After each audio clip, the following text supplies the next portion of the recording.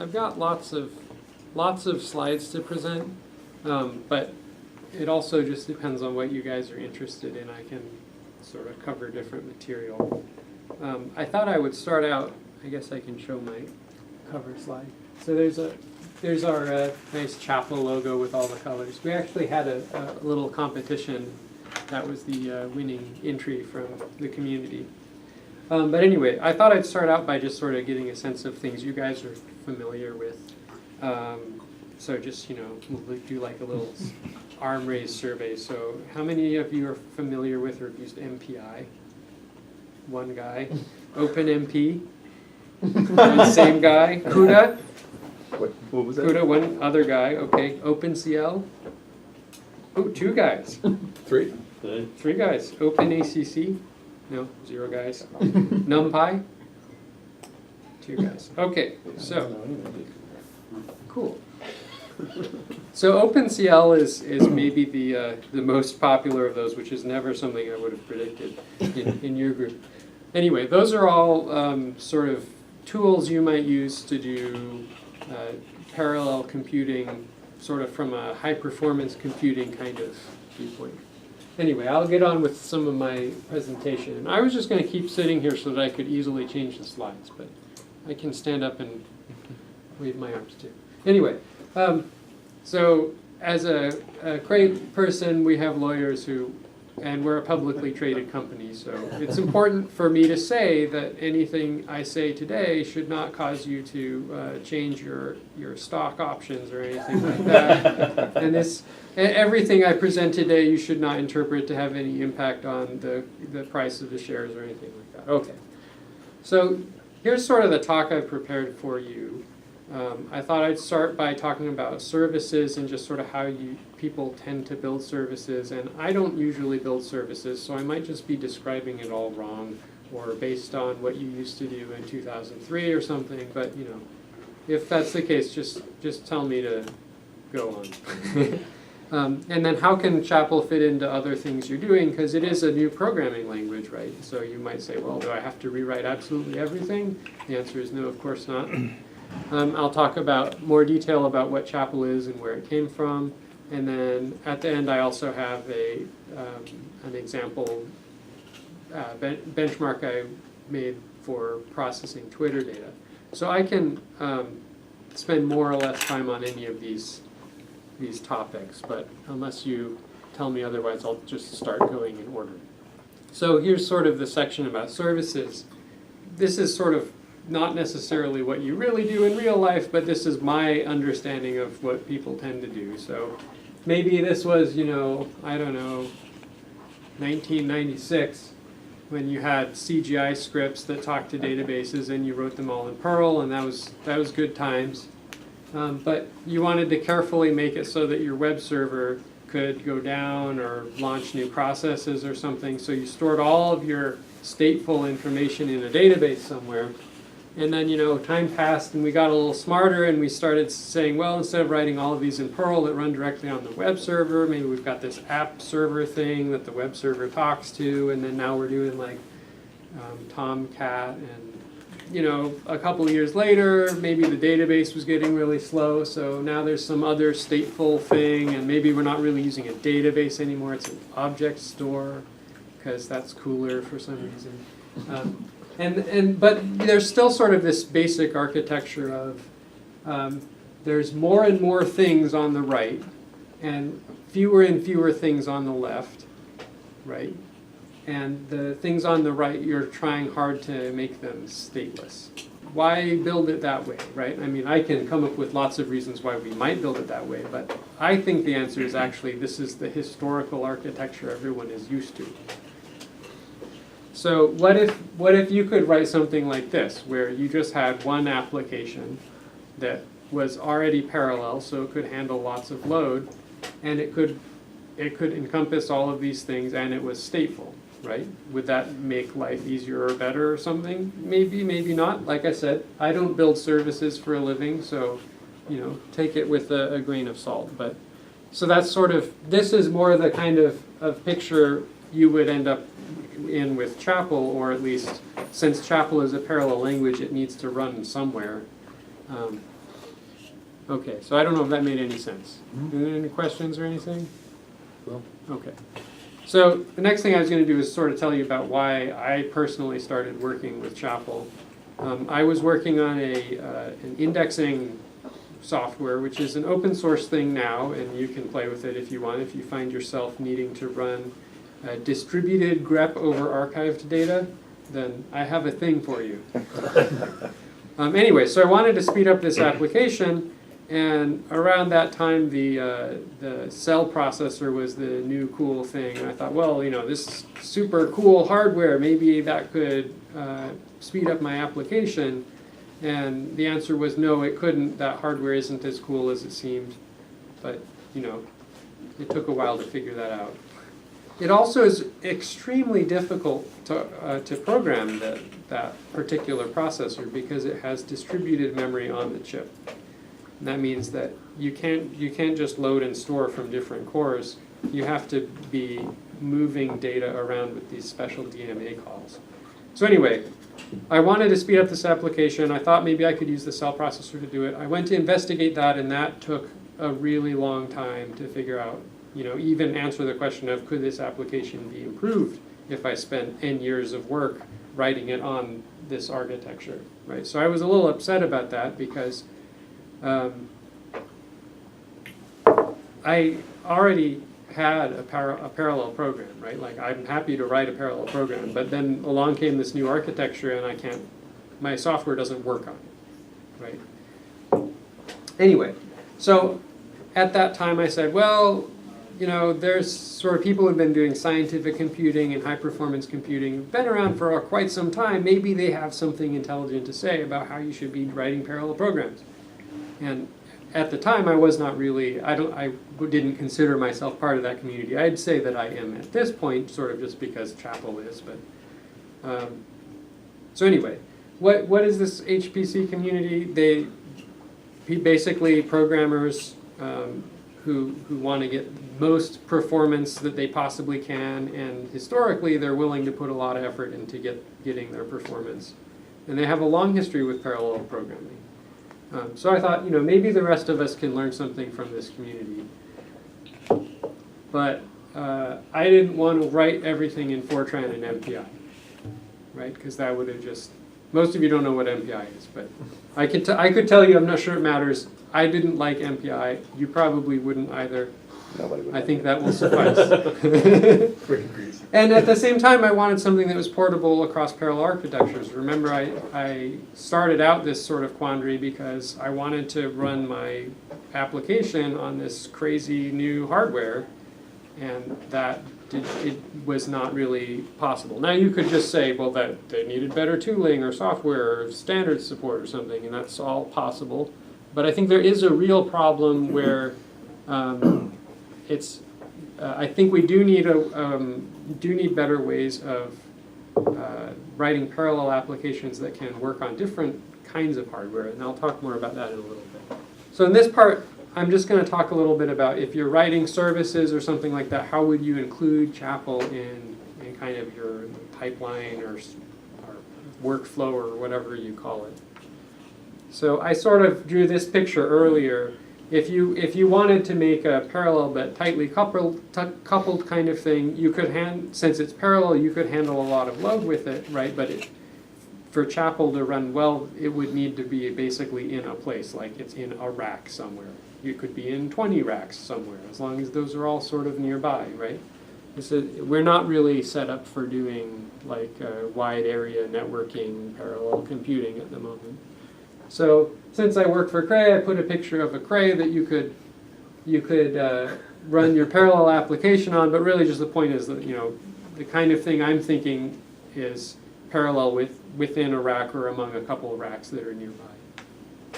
But I know that there's lots of other things in sort of your computing workflow, and there's lots of other machines and servers and things all over the place, so how would you interact between these parts? So you can use pipes or sockets or sort of the usual tricks. The 0MQ is something we're investigating with Chapel to communicate between a Chapel program that's running in a parallel setting and other programs like Java programs that have their own sort of what do you call it? Anyway, it doesn't matter. JVM. JVM, that's what you call it. Or other servers just over the internet. You can talk to them with TCP/IP or RabbitMQ or whatever. All those things I'm not trying to reinvent, right? And then when you have an application that you want to be fast and parallel and you're willing to put it in sort of a place, whatever that means, you can use Chapel to write it, and then if you want to interoperate with other things, you can use our C interoperability, and we also have a thing called PyChapel, so you can take a Python program and write portions of it in Chapel to accelerate it. So that's sort of like kind of a similar strategy to what NumPy allows in some ways. So next I was just going to talk about some recent things people have done with Chapel. So here's a group called Primordial Machine Vision Systems. And if you go to their website, this is what you will see, or at least it was a couple days ago. And they've put this, they've written basically a book on how to do image processing in Chapel, and they're pretty excited about the possibilities there. This is another project somebody made recently that this one does sort of indexing and search of tweets. It was made by a guy who worked at Twitter in his spare time as sort of a fun project, and he was making indexing and search run on a bunch of NVIDIA Jetson boards, if you know what those are. So those are sort of two sort of community projects. I mean, I have the team at Cray makes lots of benchmarks, and I could tell you about those, but those tend to be more sort of HPC focused, so they might not appeal as much as the ones I just showed you. Okay, so now's a good time to stop for any questions about what I've talked about so far, because the next section sort of goes on for a while. So those two examples you showed earlier, I mean, are they like these commercial companies? So this one is a company that does machine vision, as it says there, and I don't really know what they sell or what their products are. I know this is what their website looks like, and they've written a 150-page book about how to do image processing in Chapel. Right, so do they have like an existing code base that they ported to Chapel? I don't know. Or, okay. I think they had a lot of algorithms that they were interested in running, and they sort of ported their algorithms over. I don't think that they. I can't say anything about whether they had it already written in C or whatever. And then this guy, he was basically doing it as an entertaining programming project, right? So Twitter obviously already has a search capability that's written in something other than Chapel, right? So you could argue that he was porting it over to Chapel, but I think it was a fun hobby project for him, really. So he wouldn't have been thinking about like, well, what do I do with the old version, right? right. Do you know of anybody who's used Chapel in like an AWS subnet? Yes. Okay. And that works? Yeah. I don't know a lot about how well it works. I know that different cloud hosting providers emphasize different things. Like with AWS, you spend a lot more if you want sort of a big node and that sort of thing. I can't remember if they were offering InfiniBand or sort of improved networking. Basically, if you find a cloud provider that gives you InfiniBand networking, then that's about as good as if you had your own rack of equipment for running Chapel. Okay, so next I'll sort of talk about like, well, what is this Chapel thing anyway? I already told you it's a programming language. It started out in this HPCS program, which was a DARPA program. That HPC, people always think it stands for High Performance Computing Systems, because high performance computing is what HPC expands to. But actually this one was High Productivity Computing Systems. So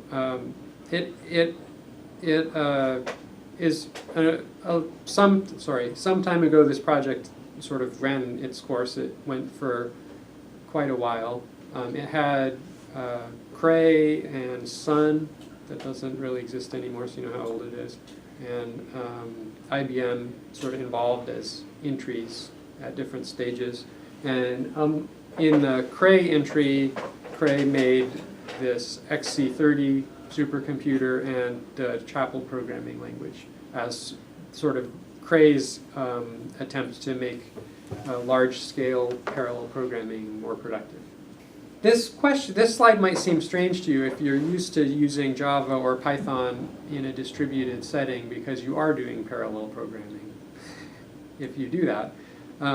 But there are issues with that too. But these are sort of slides that I have borrowed from other presentations.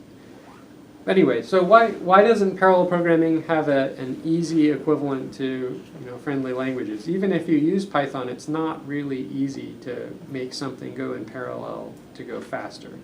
It's not necessarily easy. Like, what would I do if I wanted to run something on a GPU and you gave me Java, right? Like, I don't know. And then we think that the reason we don't have a good parallel language for these things is mostly just that the community, especially the HPC community, hasn't been willing to put in the time and the resources to develop it.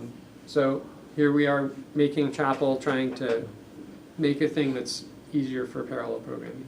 So another way to view it is it's an open source project. It's on GitHub. It's licensed with the Apache 2 license. So you could do whatever you want with it, really. And it has a portable implementation. You can run it on your Mac. We have a Brew package. You could run it on commodity clusters. You could run it in cloud servers. Like I was saying, if you're trying to scale up a single application, it'll probably go better if you're able to find an InfiniBand cloud provider, but that might be hard. You can obviously run it on a Cray, but you can also run it on an HPC or supercomputer system or a cluster or something like that from other vendors. Our intention is that it is portable to sort of whatever parallel hardware people have. And we would like to support many core processors. We have an effort to work with the Xeon Phis. We're trying to build out to supporting things like GPUs also. And it's a community effort. It's not just Cray. So here's a bunch of logos from different groups that have contributed in some way. I don't really feel like I need to name them all right now. Okay, so in the next section, I'm going to go through an example program and describe why writing it in Chapel will make your life easier, basically. Right? So this is a really, really stupid example, because all it does is it takes two vectors, multiplies one of them by a scalar, and then adds them and gives the result. Right? So it's AI equals BI plus alpha times C. Right? So this is called the stream triad benchmark, because we didn't even need to make it up. Somebody else has already said, oh, that's going to be a benchmark. So does that make sense? So if you wanted to do that in parallel, right, you just chop up your arrays, and okay, great, you can do it in parallel. But if you wanted to do it in distributed memory, like if you were doing it in MPI, or if you were running Python or Java programs on different machines in the cloud, right, you'd give each one of them their own alpha, right, because you don't want to call up the server and say, what's alpha every time you try to multiply. But then each of your machines might have, 16 cores on it. Maybe you want to make use of those to make this application go as fast as possible. So now you'd have to program it slightly differently, because each one of those cores probably doesn't want really its own copy of alpha, right? This is sort of contrived, but you do still need to divide up your work into giving each one of those 16 cores something useful to do for you. I know that one of you knows what MPI is, but here's what this program would look like in MPI. The red stuff is sort of the MPI parts, that you'd have to think about writing. And then the actual computation is this little green part down here that you can't see what I'm pointing out with that. Green part down here. But if you write an MPI program, basically what you have is you'll launch a series of processes that are running the same thing, and all you can do is ask, what number process am I? Right? So that's what it does when it says MPI com rank right here. And basically, based on which number of process it is, you have to compute which parts of the arrays you want to work on.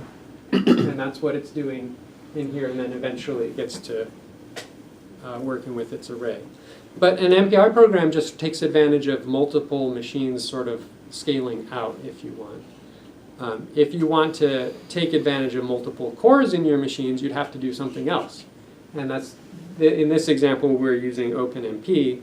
And basically, you'd add these blue loop pragmas to say, oh, OpenMP, please do this computation in parallel with lots of threads.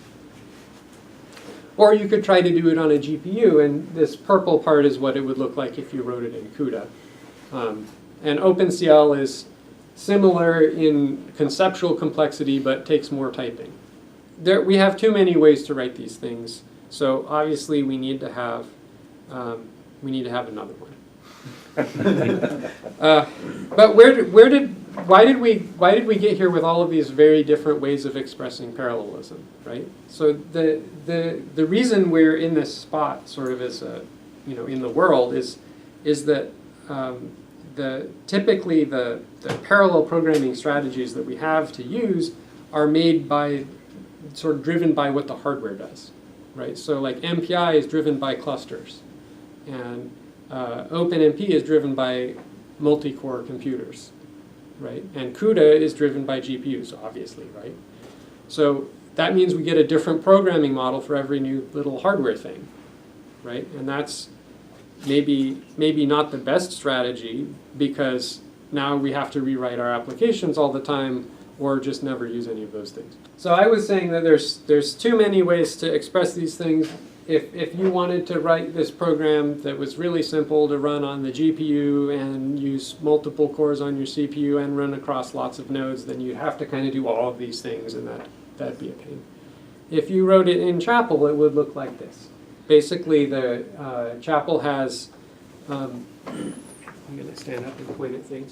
So these are arrays, right? And these are promoted so that this set the whole array to 1 or 2.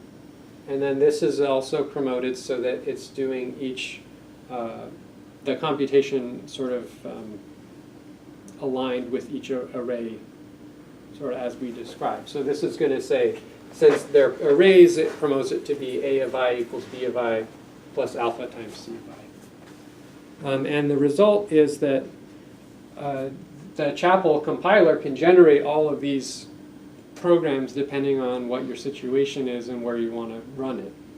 And then the other bit is that this thing up here I haven't mentioned yet is really the special sauce.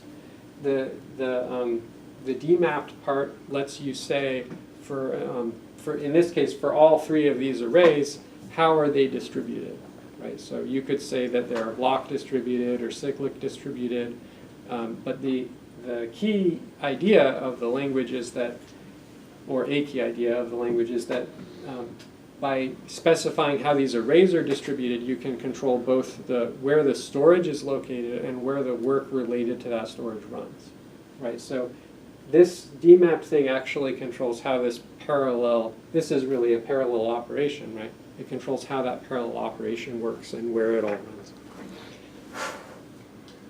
What do the numbers mean exactly? Which numbers? So you have like the 3.0, 2.0, 1.0? They're just made up numbers. Oh, they're just they're just values. So the next thing I was going to do was cover a bunch of sort of, we call these motivating themes for Chapel. I could go in a different direction if this doesn't seem interesting. I think you guys have started to get a sense of what I'm talking about. I actually did have one question on the. Yeah. So you talked about how the other languages are very brittle based on the hardware. Right. So is there basically Chapel has some sort of lag time when a new type of hardware comes out that to be able to compile to that, or? You could, yeah. It basically is somebody has to do work on Chapel in order to make it compile to that, and depending on the hardware, there's maybe a different amount of work. Like I said, we're working right now pretty hard on the Xeon Phis. I think we have pretty good support for multi-cores and sort of distributed memory computing, like an infinite band cluster or something like that. GPUs are sort of on our roadmap, but we're not working on them right now. If somebody came out with something that was very different from all of those things, I think we could work with it. Like an example is you could it's not actually that crazy to imagine writing FPGA programming, doing FPGA programming with Chapel, and the reason is it's a parallel language, right? So when you're programming an FPGA, you have a lot of parallelism in the hardware. Do you guys know what FPGAs are like? Just making things up. I never know if I'm like just leaving the reservation as far as you're concerned. Just wave your arms around if that happens. Anyway, so that's an example where it's wildly different from GPUs or Xeon Phis or multi-cores. But since we have a parallel language, there's actually a somewhat coherent story for how you could program it. But if you said, well, I'm going to start out with Java and I want to program FPGAs, you need some pretty magic compiler stuff, right? And the sort of the part of the idea here is that our compiler tries to be smart and everything, but you do not need all of the magic to be in the compiler in order to support one of these architectures, right? Like it has to be able to do some things, sort of do the plumbing, kind of, so to speak.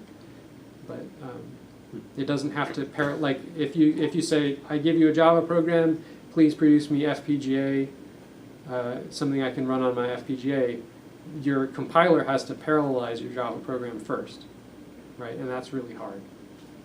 And that's something that there's been a lot of research on, and depending on who you ask, they either say, I want to continue researching it, or it doesn't work.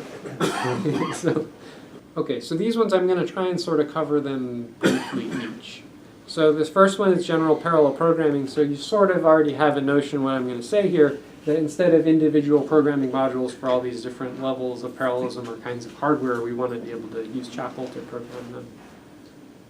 Well, in a sense, you don't care how the thing runs as long as it's parallel. Right. From a sort of algorithmic point of view, right? Like if I was going to write something on the board, right, I can write down what is parallel about it, right? And if I had a language where I could write down the parallelness of it and have that map to different hardware, right? If I said, do the following in parallel, and the language had a reasonable way to do that, and there was a good story there, then maybe that's all I have to write down when I'm programming. Compared to now, where you have to normally say not only this is the parallel algorithm, but here's exactly how I want you to do it in parallel with this particular resource. Here's exactly what this resource is going to do. Okay, so the next one, that first one was we want to program all these different kinds of parallel hardware with Chapel. The second one is we want to do it with a global view. So for the one guy who's familiar with MPI, MPI is absolutely not a global view programming model because you are a process among many processes and you have to think about how to interact with everyone else. In Chapel, it's different. There's you write a program, that program will be a parallel program. So here's this, apply a 3-point stencil to a vector example. Basically, a stencil is when you go along your array and you take some local region and you're maybe going to average those 3 points or something like that. In the local view, each sort of process in the MPI sense would have its own bunch of coordinates, and then they'd be communicating with each other to do the computation. In the global view, you just have these arrays and you say, please, add or multiply or whatever you're going to do. Or it would be shift the arrays and average them. The local view, you typically have this ghost cell thing because that's how you write stencils. I don't really want to belabor this. The global view is on the left, and basically you've got one program. As a programmer, you think of it as sort of in a similar way as if you were writing a serial program, but you say, by the way, this loop is parallel, right? If you're writing it with something like MPI, you have this is what I'm talking about with a local view. You have to ask, what is my process number, and then compute what's my region of the problem that I have to do, and who do I have to communicate with, and it all looks very different and less good in my opinion. And this one isn't even right because it actually goes off the end of the array. So it's harder than you would think to write this kind of thing. So there's how you fix it. But then, actually it turns out this longer fixed version still assumes that our number of processes divides the problem size, and that's probably not true, so we'd have to do some other work. And then another thing to note is this is a one-dimensional example, but a lot of people write MPI for two-dimensional or three-dimensional things because they're doing fluid simulations or weather modeling. And it just gets worse in those situations.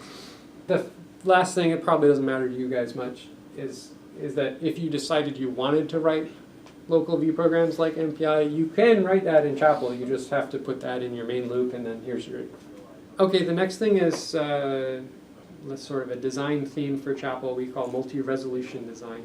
The idea is that if you want to do parallel programming, you should have sort of an easy way to write your parallel algorithm and ways to expect that will work. But of course, in various ways, when you want to achieve ultimate performance, our compiler or runtime might not do everything you could possibly want. So there are ways to use lower level portions of the language or runtime in order to access more performance with more effort. If for some reason you're not seeing it with your first attempt. I wanted to cover this one in a little bit more detail. Sort of says control over locality or affinity, because I'm assuming that basically maybe one of you has some background in how HPC programmers would think about this. But basically the idea is that it matters where your data is stored, because if your data is stored in the wrong place from where you're computing, then you'll have to communicate all the time to work with your data. That's really all I'm saying here. Chapel is actually something called the PGAS language, which stands for Partitioned Global Address Space. So the global address space part means that across all these machines that are running one Chapel program, I can access variables from anywhere. That's sort of just depending on what's lexically scoped. So maybe I've got I, J, and K here, and then if my code says K equals I plus J, that what the program will actually do is go figure out where I, J, and K are and communicate if necessary. So the partitioned part is that the language provides ways for you to reason about where things are stored carefully. Things like earlier I was talking about distributed arrays. So that you can make statements like, well, I know these two arrays are distributed in the same way, so I know that no communication will occur when I do the following. And that's important if you want to sort of achieve the performance possible in sort of this kind of parallel computing setting. So yeah, this is sort of what I was saying earlier, where the implementation will go and get values if they happen to be remote. It's important to note that the communication is implicit, right? That's not true with something like MPI. If you want to communicate in MPI, you put a call that says send or receive or something. In Chapel, if you just have a variable name, that could be communicating depending on how you've sort of set everything up in your program.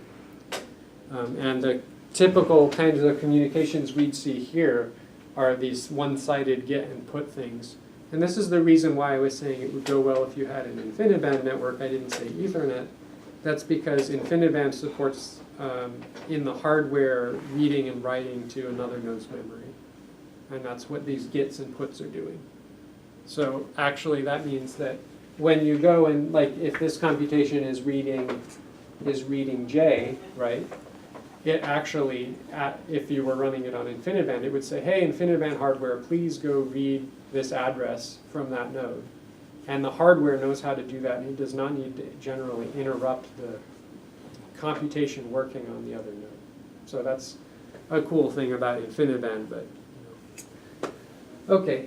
And then the last sort of theme we had was we'd like HPC languages to be sort of closer to mainstream languages, right? So certainly most people who are coming out of university or wherever they're starting they came from when they started their job at doing some kind of programming, they're probably not going to know Fortran and MPI, which is kind of what the scientific computing community asks of people, and I'm not sure that's going very well.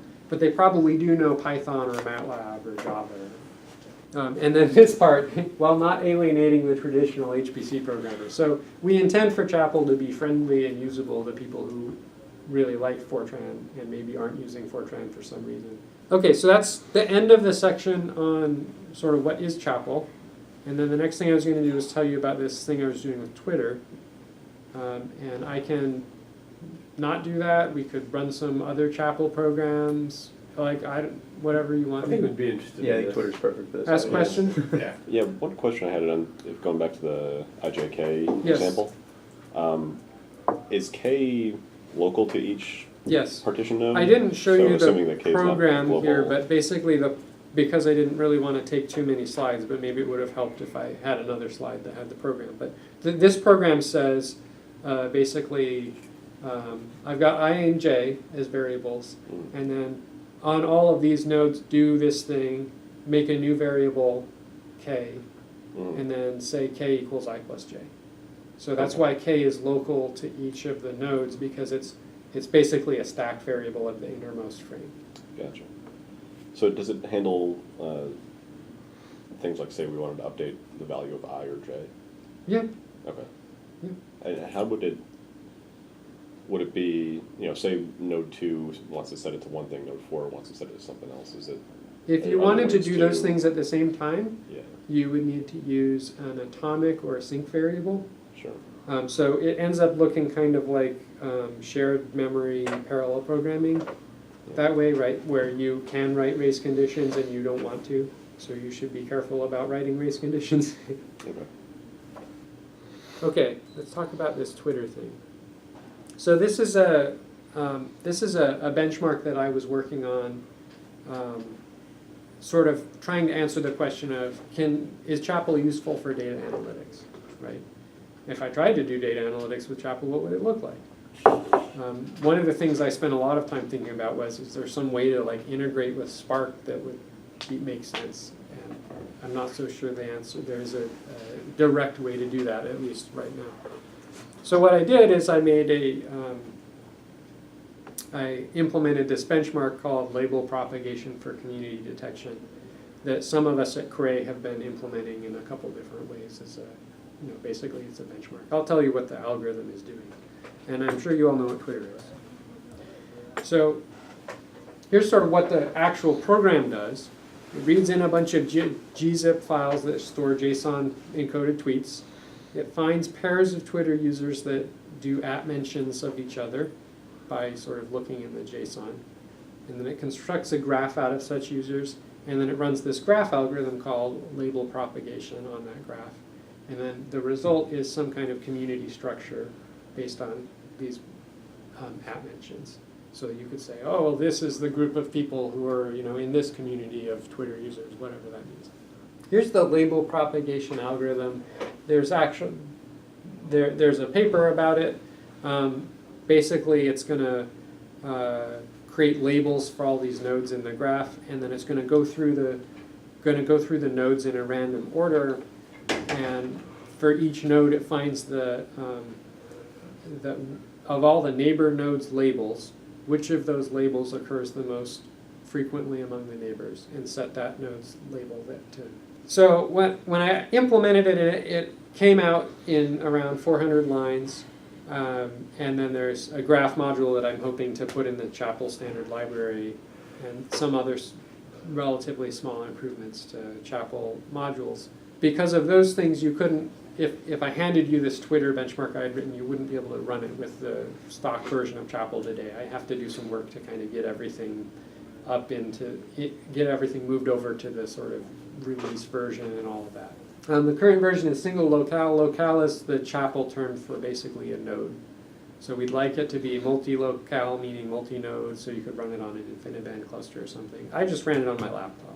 And it wasn't really actually that weird for us to write it in Chapel. When I sort of started out, I said, well, we want to try doing data analytics in Chapel. What would it look like? We actually have other benchmarks that cover this same area pretty well. Like there's this one called SSCA2. And this benchmark for the graph algorithm part was just not that different. I think doing the I/O was a little bit different from what we usually see in sort of our HPC benchmarks because nobody has this gzip encoded JSON files.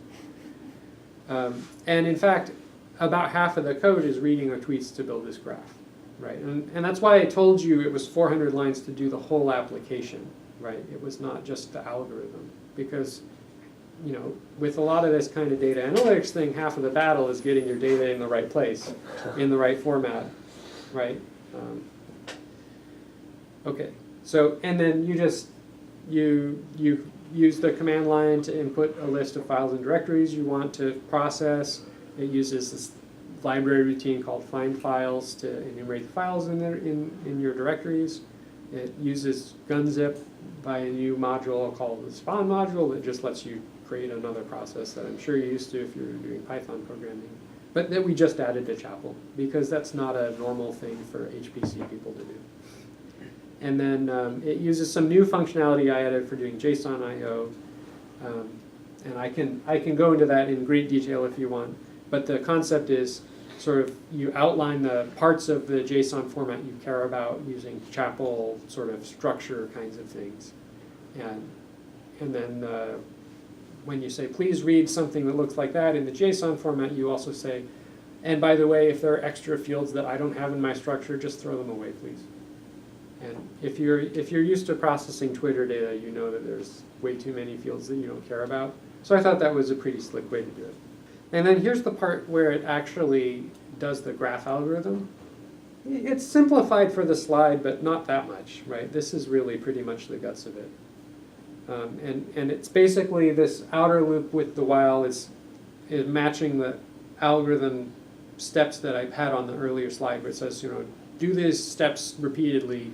It says go through them in a randomized order. So I have computed a random order of the vertices that I'll go through in parallel, and then I'll go and find the most common neighbor label and set this label to the most common neighbor label, and the algorithm also has a little bit of complexity in how do you know when to quit, and that's what all of this business here is about. So basically, it's saying if I didn't actually change any node, then I'll quit, right? So it's keeping track of if it actually ever changed any labels. So in the next couple of slides, I'm going to compare against the Spark version, but you know, there's things to keep in mind. Neither implementation is necessarily optimal. The Spark version I'm comparing against was also made at Cray, right? And maybe we just did it wrong and there's some super genius way to do it that I didn't know about. Spark has some features that Chapel doesn't have right now. But here's sort of what what's comparing them for this task. The first thing that's really apparent when you try to write this program in Spark or Chapel is that in Spark you have these RDDs and they're immutable, and that's sort of the deal. So that means that the Spark version of the algorithm actually can't update the labels, right? It has to make a new bunch of labels and then run the algorithm with that as input for the next step. Whereas in Chapel, sure, you can update an array, no big deal. You have to think about race conditions, right? So I was using atomic operations to update the array, but other than that, it's not really a big deal. And then in Spark, you'd write that algorithm as in terms of functions you're mapping over the data, or little snippets of code and functions that are reducing or sending messages here and there and that sort of thing. And in Chapel, you just don't need to write it that way. You can write it in what seems to me to be more directly in terms of parallel loops. But, you know, it all depends on who you are, which one of these things makes more sense to you. Do you run any benchmarks in Storm as well? I have absolutely no experience with Okay. Storm. I have enough experience with Spark to be able to draw this slide. Right. Okay. But I know pretty much nothing about Storm. I did a performance comparison between the Spark version and the Chapel version in a extremely unscientific manner. For the Chapel version, I reported numbers from my laptop, and for the Spark version, we reported numbers from a 48-node cluster. And I'm not going to give you the details on that because we need to actually do a scientific comparison, but it looked promising. The laptop was not exactly competitive, but within the same ballpark as the Spark version on the big cluster. To actually do a good job comparing these things, though, we need to run them with the same input size and the same hardware, really. What we know so far is that it looks promising, and that's really all you can reasonably conclude from that. And then, you know, next things we're hoping, we think we've shown that, you know, it looks promising at least to do some data analytics with Chapel. And we have the next things like actually do the comparisons more scientifically. We'd like to write some kind of document about the result, and have our Chapel version run on more than one locale or node. I have to run out, but I wanted to just thank you for coming, and here's a little Oh, gift okay. back for you get a shirt that Matt's wearing right now, Cool. and among All other right. things, but really appreciate Thank you you. coming out. You can take off. I think it's Yeah, take it off. Give it to me. Get him a shirt off your back. yeah. I saw that you guys had a song for Chapel as well, so maybe you guys at the after party can Yeah, right. do a set. For the next happy hours, I'll bring him along. Cool, but thanks again for coming. Okay, Feel thanks free for to inviting stay me. as long as you like. I And hope it was Gab useful. and Whoever. So. Yes, very much so. Thanks.